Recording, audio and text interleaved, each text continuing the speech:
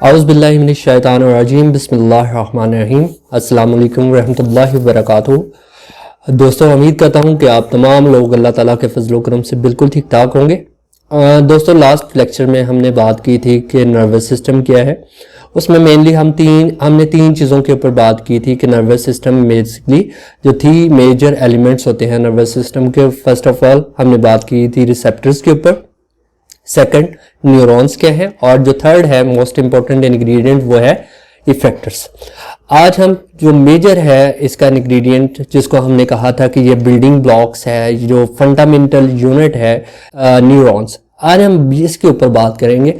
तो न्यूरॉन क्या होती है? Basically structural and functional unit of nervous system. इसमें हम आपने दो चीजें देखी होंगी। एक तो हमने इसको स्ट्रक्चरल पॉइंट ऑफ व्यू से देखना है कि न्यूरॉन का स्ट्रक्चर कैसा है और स्ट्रक्चरल क्लासिफिकेशन इसकी क्या है।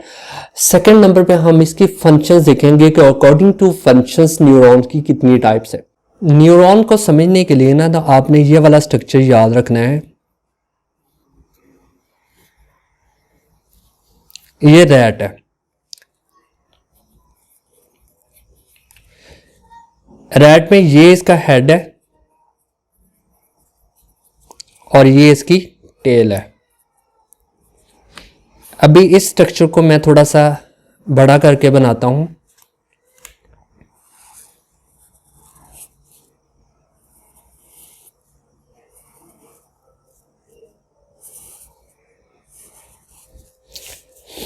ठीक है, तो ये इसका हेड जो हमने ये वाला पोर्शन ये कहा था, इसको हम कहते हैं सेल बॉडी।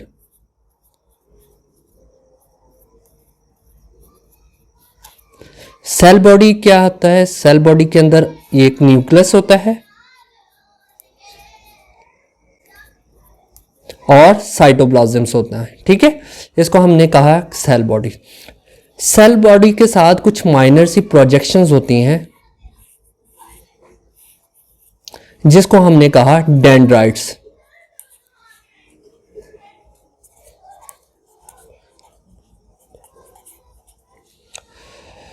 और इसी तरह ये जो लॉन्ग प्रोजेक्शन है which emerge from cell body is known as axon।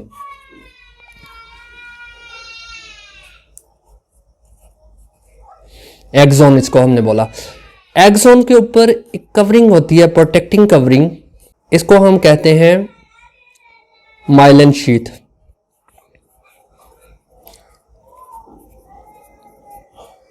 Myelin sheath का काम क्या करना होता है? ये बेसिकली न्यूरॉन को प्रोटेक्ट करती है, इसको इंसुलेट करती है और जो हमारा मैसेज होता है उसको स्पीड अप करती है। आपने एक डिजीज सुनी होगी पार्किंसंस डिजीज। पार्किंसंस डिजीज में क्या होता है कि नॉर्मली जो लोग होते हैं उनमें एक कपी शिवरिंग सी रहती है, बेसिकली अनकंट्रोलेबल बॉडी मूवमेंट्स होती है। तो ये बेसिकली इसमें क्या होता है, ये वाली माइलिन शीथ रप्चर हो चुकी होती है, ये डीनेचर हो चुकी होती है। ठीक है, और इस एक्सॉन्स का क्या काम होता है? एक्सॉन बेसिकली कहते हैं कि ये मैसेज को दूसरी न्यूरॉन्स तक ट्रांसमिट करते हैं। इसके दरमियान क्या होता है, कुछ एम्प्टी स्पेस नजर आ रही होगी, इसको हम कहते हैं नोड ऑफ रेनवेयर।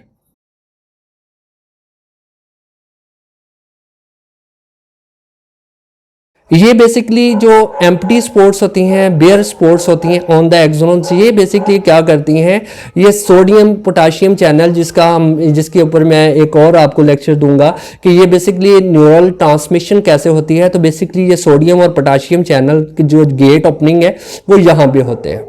ठीक है, उसके बाद एक्सॉन्स के आगे थोड़ी सी माइनर सी प्रोजेक्शंस होती हैं, इसके ऊपर होते हैं terminal buttons. Terminal buttons, terminal buttons के जरिए क्या होता है कि मैसेज जो है नेक्स्ट अगली न्यूरॉन तक ट्रांसफर करता है। तो मतलब ये एक न्यूरॉन है, इससे आगे फिर ऐसा ही स्ट्रक्चर एक आगे आएगा, उसके आगे डेंड्राइट्स आएंगे। डेंड्राइट्स और टर्मिनल बटन के दरमियान ये कुछ स्पेस आपको नजर आ रही है, इसको हम कहते हैं साइनेप्स। साइनेप्स या साइनेप्टिक क्लेफ्ट।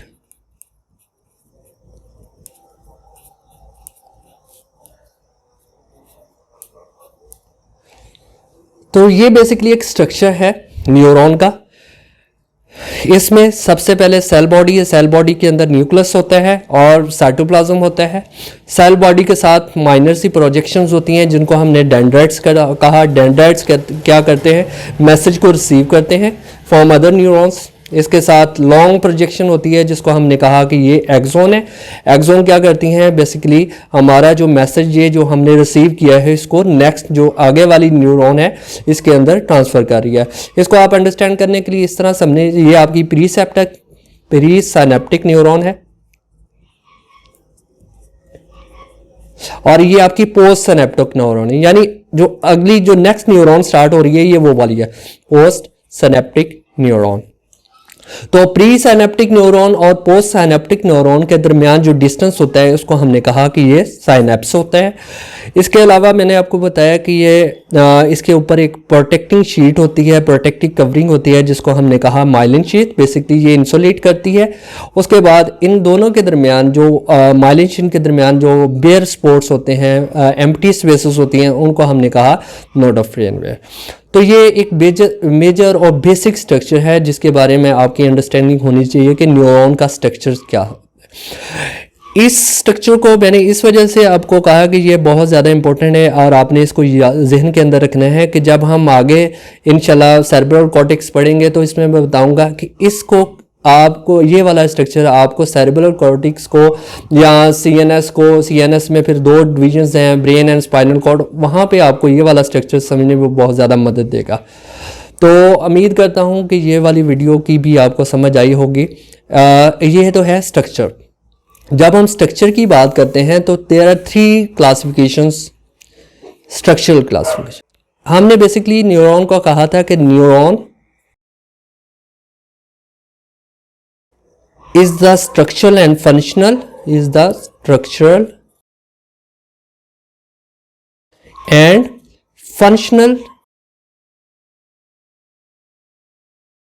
unit of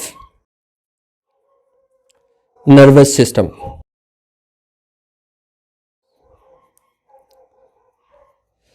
अब हम देखते हैं कि स्ट्रक्चरल क्लासिफिकेशन क्या है न्यूरॉन्स की और फंक्शनल क्लासिफिकेशन क्या है।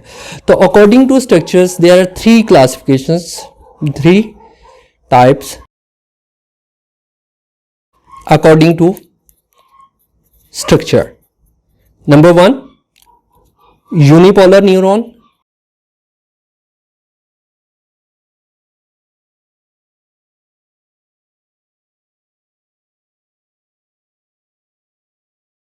number 1 unipolar neuron, number 2 bipolar neuron,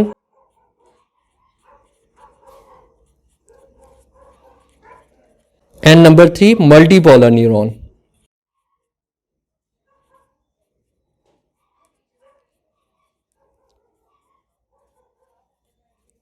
जब हम यूनिपोलर न्यूरॉन की बात करेंगे तो आपने इसको ऐसे अंडरस्टैंड करना है कि ये आपकी सेल बॉडीज है और सेल बॉडी से एक ही एक्सॉन्स इससे निकल रही है, तो ये आपकी क्या है यूनिपोलर। यूनिपोलर जैसा आपको पता भी है कि यूनि का मतलब होता है एक, और वहां से एक ही एक्सॉन निकल रही है, उसको हम कहते हैं यूनिपोलर न्यूरॉन। इसके बाद है बाइपोलर न्यूरॉन। बाइपोलर में क्या है, दो, बाई का मतलब दो है, दो पोल होंगे। मिसाल के तौर पे ये आपकी सेल बॉडी है और इसमें से 2 एक्सॉन्स निकल रही हैं, इसको हमने कहा कि ये बाइपोलर है।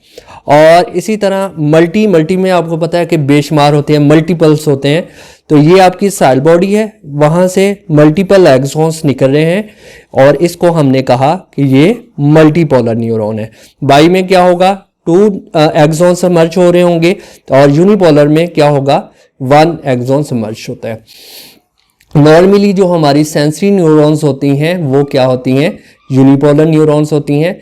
और बाइपोलर में रेटिना ऑफ द आईज जो होती हैं वो बेसिकली बाइपोलर न्यूरॉन्स होती हैं। और इसके अलावा जब हम मल्टीपोलर न्यूरॉन्स की बात करते हैं तो इसमें इंटर न्यूरॉन्स और मोटर न्यूरॉन्स जो होती हैं वो हमारी मल्टीपल न्यूरॉन्स होती हैं। तो ये तो बेसिकली थी structural classifications of neuron. Structure के according there are 3 types of neurons, number 1 unipolar neuron, number 2 bipolar neurons and number 3 multipolar neurons. अब हम इसकी फंक्शनल क्लासिफिकेशन देखते हैं कि अकॉर्डिंग टू फंक्शन न्यूरॉन्स की कितनी टाइप्स हैं।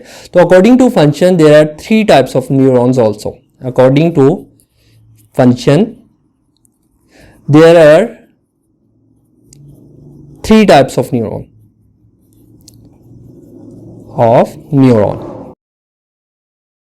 Number 1, sensory neuron. Number 2, interneurons. And number 3, motor neurons.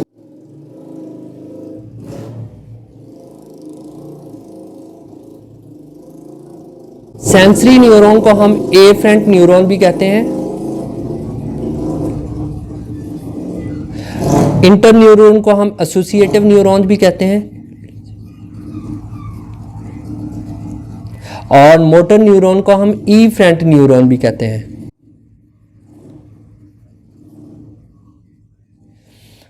सबसे पहले आप इसको अंडरस्टैंड करें कि सेंसरी न्यूरॉन्स क्या। सेंसरी बेसिकली आपके अंदर और हमारे अंदर नॉर्मली क्या होती है, 5 सेंसेस होती हैं। 5 सेंसेस होती हैं लाइक टच है, हियरिंग है, विजन है, स्मेल है, टेस्ट है। इन चीज़ों का एहसास हमारे सेंस ऑर्गन करते हैं। तो बेसिकली सेंसरी न्यूरॉन्स क्या करती है, हमारे सेंस ऑर्गन से वो सेंसेशन लेके जाती हैं माइंड के अंदर। माइंड सेंसरी ऑर्गन से हमारी सेंसेशन लेके जाती हैं माइंड के अंदर, दिमाग के अंदर। ये आपका ब्रेन है और ब्रेन पे इंटरन्यूरॉन होती है। इंटरन्यूरॉन यहाँ पे होती है, ये आपके सेंस ऑर्गन है, सेंस ऑर्गन, और ये ब्रेन है। और ये फिर क्या करती है, उस मैसेज को, इस स्टिमुलस को इंटरप्रेट करती है और फिर उसको आगे फर्दर फॉरवर्ड करती है आपके इफेक्टर्स को। मसल्स हो सकते हैं या ग्लैंड्स हो सकते हैं। अगर एक्सटर्नल एनवायरनमेंट से होगा तो ऑब्वियसली वो मसल्स होंगे, वो मसल को कोई ना कोई मैसेज दे रहे होंगे। अगर इंटरनल होंगे तो वो हमारे ग्लैंड्स फिर आगे हार्मोन को एक्सीड करना शुरू कर देते हैं, जिसके नतीजे में हमारे बिहेवियरल और साइकोलॉजिकल रिस्पॉन्सेज आ रहे होते हैं।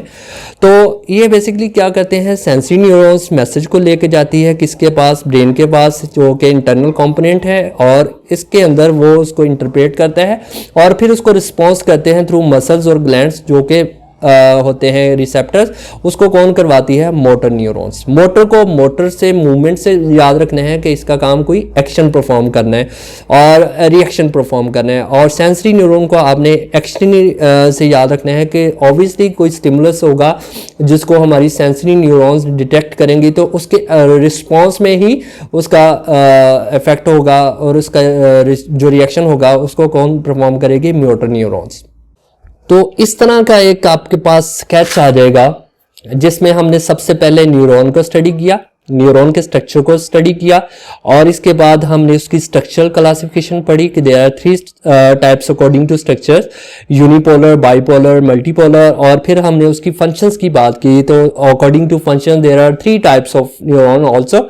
Number 1, sensory neurons, interneurons and motor neurons. Sensory organ से जो हमारी न्यूरॉन्स उस स्टिमुलस को डिटेक्ट करने के बाद वो मैसेज हमारे दिमाग में ले जाती हैं। दिमाग में इंटरन्यूरॉन्स होती हैं, इंटरन्यूरॉन्स फिर आगे फर्दर मैसेज देती हैं इफेक्टर्स को कि इसके ऊपर क्या रिस्पॉन्स होना चाहिए। वो रिस्पॉन्सेज मसल्स और ग्लैंड्स परफॉर्म करते हैं। तो this is all about neurons, structural classification and it's functional classification. उम्मीद है कि आपको समझ आई होगी। इससे रेलेवेंट अगर आपको कोई भी क्वेश्चन है, कोई क्वेरी है, तो आप पूछ सकते हैं without any hesitation through comment box. और अपना बहुत ज़्यादा ख्याल रखिएगा और हमें भी दुआ में याद रखिएगा। अल्लाह हाफिज़।